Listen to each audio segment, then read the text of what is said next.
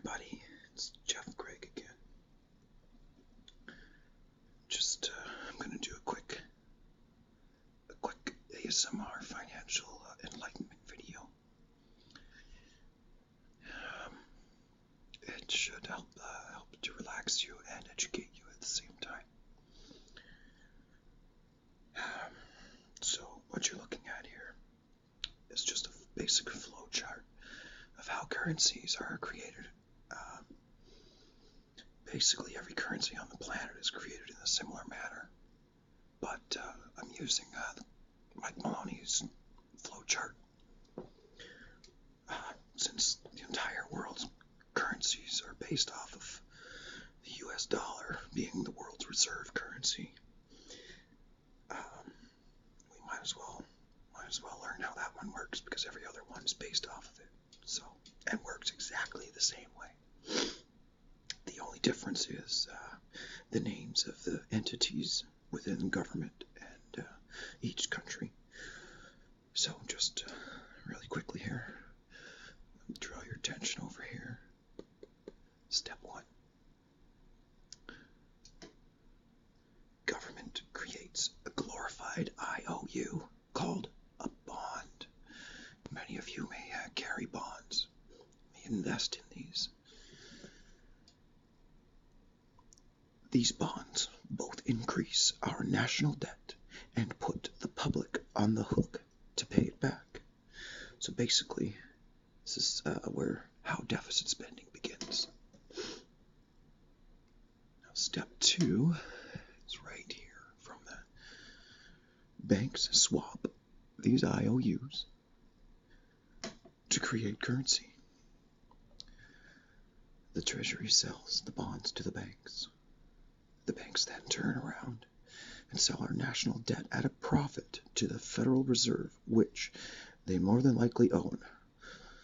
The Federal Reserve then opens its checkbook that does not have a penny in it and buys these IOUs with IOUs that it writes checks from a checking account that has zero balance.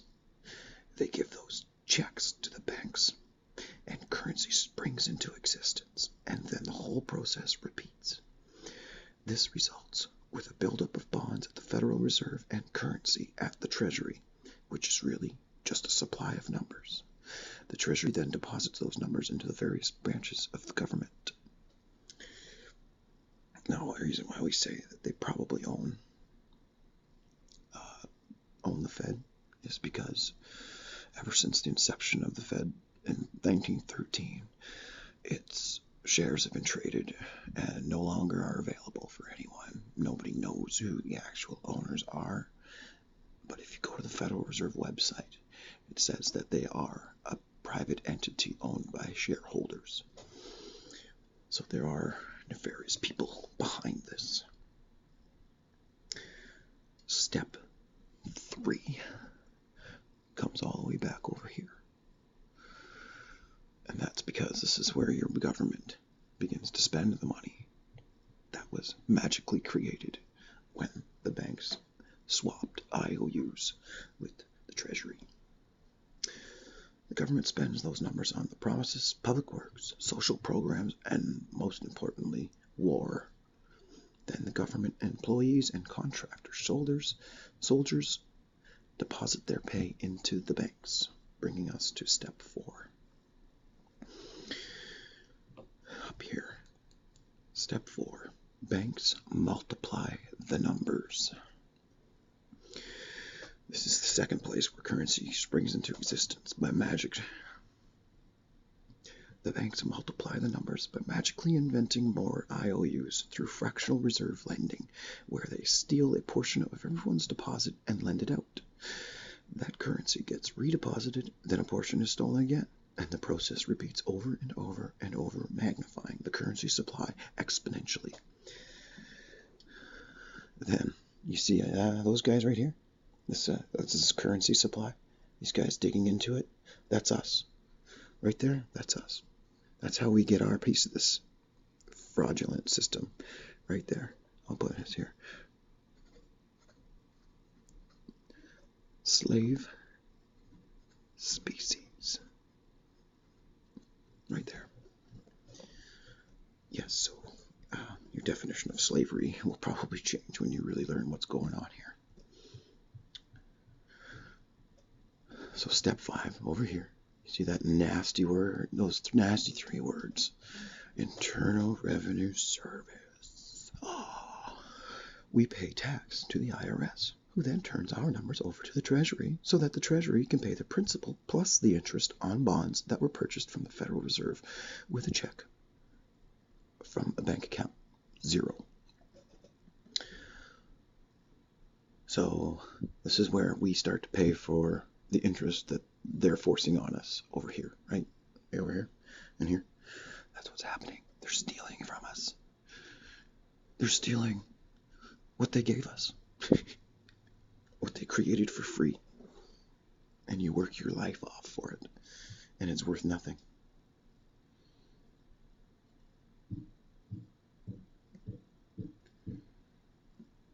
So you can kind of start to see what's going on in the world already. It's disgusting that this type of stuff continually happens over and over and over again.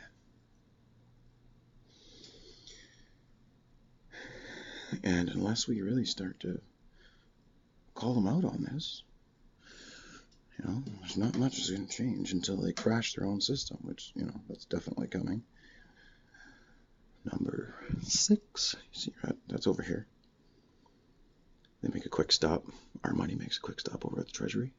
So number 6 is a debt ceiling delusion. The system is designed to require ever-increasing levels of debt and will eventually collapse under its own weight because politicians always kick the can down the road. No one wants this thing to collapse under their watch. And finally, step number 7. The secret owners of the banks and take their cut. The world's largest banks own the Federal Reserve. Those banks make a profit selling our national debt to the Fed. They make a profit when the Fed pays them interest on the reserves held at the Fed. And the Fed pays them a 6% dividend on their ownership of the Fed. So this is fraud at its grandest level. These are the same banks that rigged markets more publicly recently, the LIBOR markets. They stole trillions and trillions of dollars from us and our future and our children, the unborn people. And the United States justice system fined them $5 billion. That's it. No prison, no nothing. It's just absolutely amazing. I've got some other interesting facts here for you too that, they blow my mind. And then I have a quote here from the Federal Reserve, the Boston Federal Reserve. When you or I write a check, there must be sufficient funds in our account to cover the check. But when the Federal Reserve writes a check, there is no bank deposit on which that check is drawn. When the Federal Reserve writes a check, it is creating money.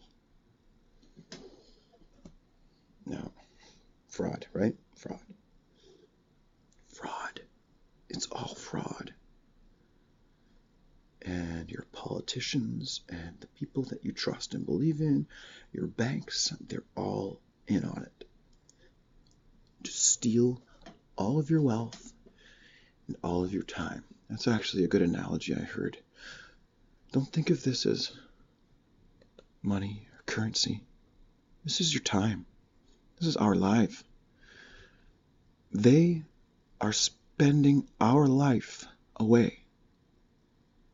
They're spending our children's lives away and our children's children for nothing but their own greed and insatiable lust for power. Now, as we all know, these banks are all central banks are all owned and run by the Rothschild family, which took over the world, Europe's finances at least 500 years ago. And as those financial entities moved with the settlers who raped and pillaged across North America, they brought their corrupt system of financial enslavement with them. It's absolutely brilliant, I suppose, if your goal is, to dominate and control other human beings rather than allow them to live their lives in peace, freedom, and harmony. It's funny.